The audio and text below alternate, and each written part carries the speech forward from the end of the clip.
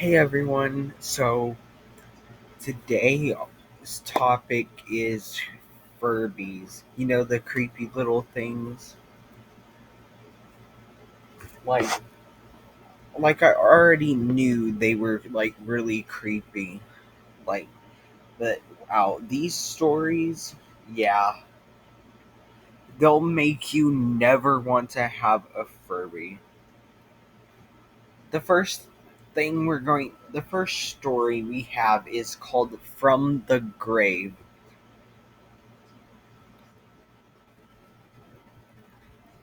So anyways, what made the Furby so cool was also what made it scary.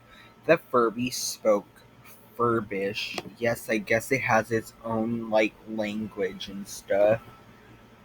But it also had the capacity to learn English words. The more you talked to it, the more words it would learn.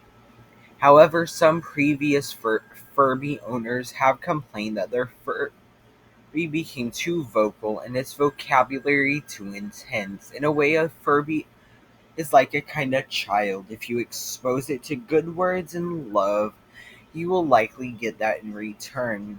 But if you're a bad Furby parent or you happen to be having a dark conversation in the vicinity of a Furby, things could probably get weird.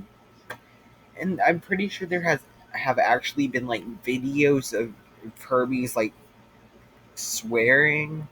And I'm not sure, don't hold that to me, but I think so.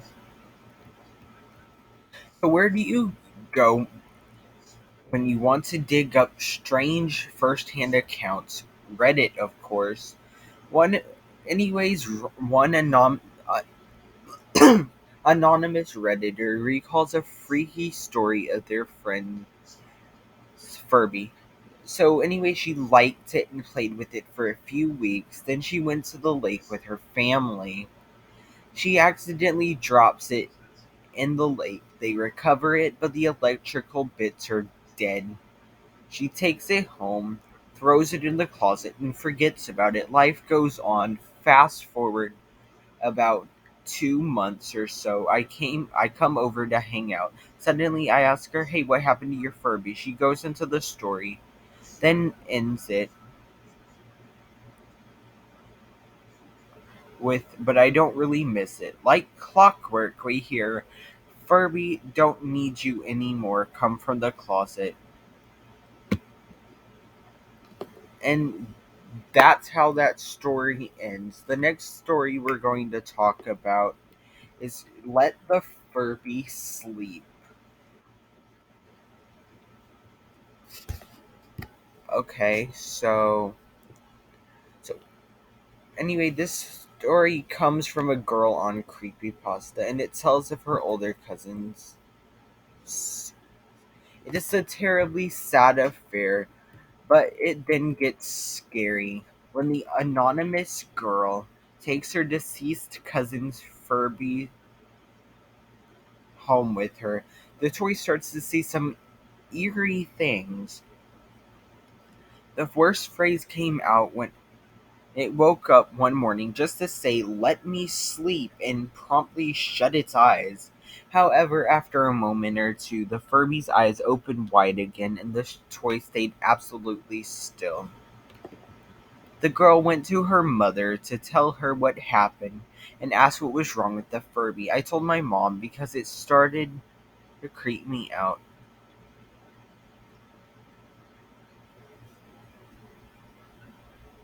She writes, and she gave me a strange look. "What's wrong, Mama?" Those were Jennifer, aka the cousin's, last words. Yikes. Yeah, yikes. Now I really am starting to think that Furbies are like haunted and creepy. Like I've never liked them in the first place, but these stories are making it 100 times worse. Alright, the next creepy story about the Furbies I want to talk about is called Mom Knows Best. Anyways, we have a woman named Christina who penned an article for her mommy blog about the Furby entitled, "What Happens When Your Furby Becomes Evil."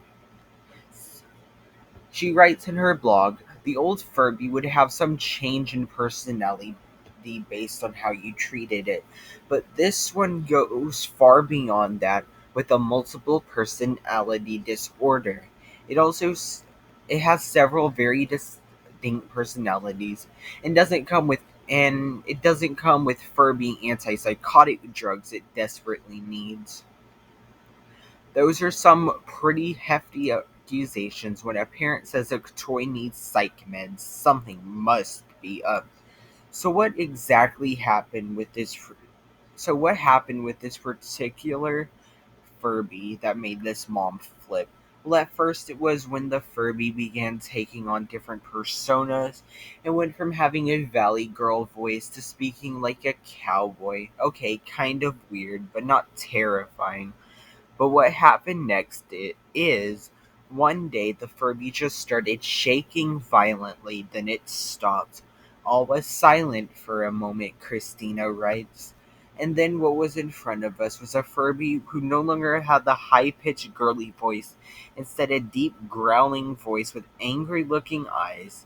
The sweet fuzzy toy became utterly mean. Since then, Christina started referring to it as Damien the Dark Furby, who growled and snapped at her daughter. They didn't advertise that feature in the Toys R Us catalog. Well, anyways, that's it for that story, but the next story we're going to talk about is called Furby Has the Power. Alright, Furby never sleeps, not even when you remove his batteries. Yeah, what? No. What? Someone posed a question on Yahoo Answers once. If anyone has any stories concerning Furbies that have their batteries removed, the best answer came in the form of a shrieking Furby. Yes, you heard me, a shrieking Furby. An anonymous answerer replied, I had one once when going on holiday in the caravan. It was buried in the back of the car.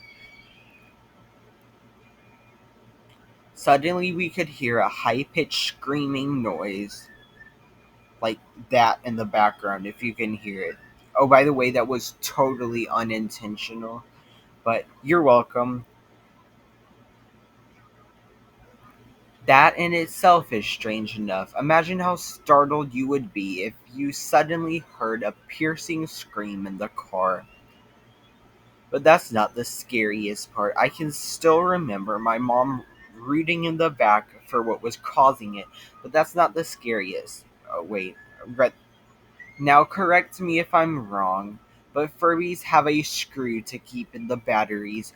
So we are at the service station trying to unscrew the Furby's bottom with a key. When we take the batteries out, it continues to scream. God almighty, it screamed. There's your scariest part. Wow. So,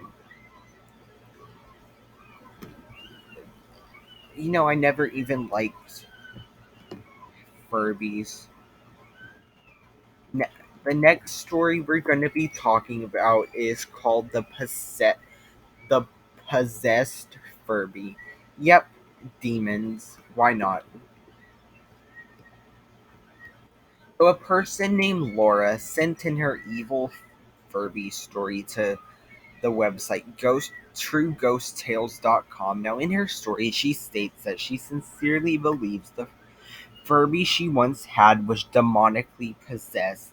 Like all evil Furby stories, this one starts out with a seemingly nice and adorable toy pet. However, Laura's Furby quickly decided it didn't want anything to do with her. It would constantly say it didn't want to play and stopped doing things it used to do when it was playful. Now, eventually, Laura decided that it was time to throw the unplayful plaything out. But when she went to get it from the storage room, it had disappeared. She asked her family if they had moved it. All responded in the negative.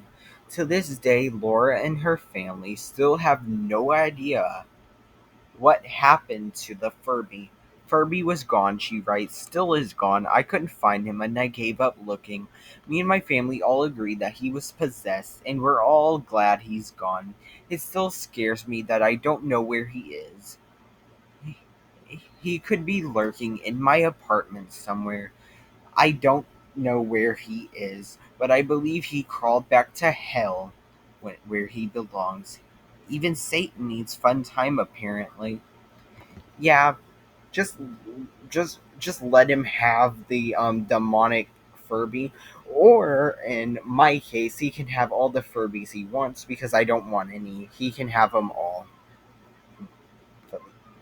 The next story we're going to talk about is called Shut Down. This particular story is about two little kids who were messing with a Furby one day. It's like the classic trope of the Ouija board.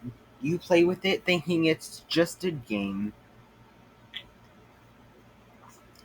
but you're really letting evil spirits from the other side. That's what happened here.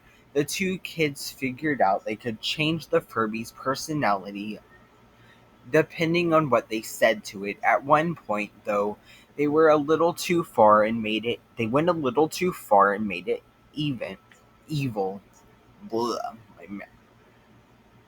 When they had enough, they tried to change the Furby back to being nice again. Well, while we were trying to turn it back, Anonymous writes, it did its little evil laugh and turned off my whole surround sounds TV system. We got so creeped out, we ran upstairs and hid from it. When my friend had to leave, I told her she could never bring that possessed thing back into my house again. Yeah, no, So, anyways, this next creepy Furby stories is called Peekaboo.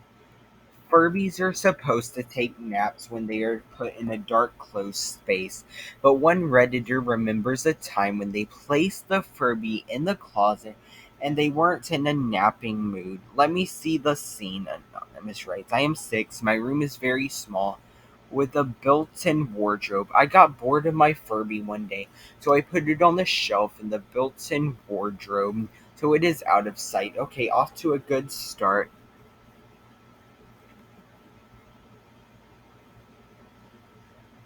No problems yet. And then I go to bed one night, tucked in all toasty, no lights on or anything, the person writes. All of a sudden, I am woken up. I hear what sounds like crying. I bolt upright. This crying continues. Then all of a sudden, I hear peekaboo, and any guesses where it's coming from? All your guesses should rhyme with the derby. Ugh, Furby, no. But the last Furby story we're going to be talking about today is called Use the Force. So, if Furbies never shut off, not even when the batteries are taken out, how do you get it to silence itself? If you have had enough and your emotions are highly on edge because of this evil toy, you may just want to turn extreme but practical means. Like, for example, beating the snot out of it with a hammer. At least that's what one Redditor did. My parents kept buying me them, and I was terrified of them. But I didn't want to hurt my parents' feelings, so I would put them in my bottom dresser drawer and leave them there. One night, one of them started making its creepy, terrifying squawking noise, which triggered the other ones. I got my older brother and he smashed them with a bat. There you have it. A simple, effective way and a permanent solution to the Furby problems. Let's just cross our fingers that they don't end up taking over the world before we can hammer them all to fur bits. And anyways, guys, that is all the creepy, scary, paranormal, demonic Furby stories that I'm going to be talking about today. If you have your own creepy Furby story, let me know in the comment section down below, and I'll see you in my next video. Bye!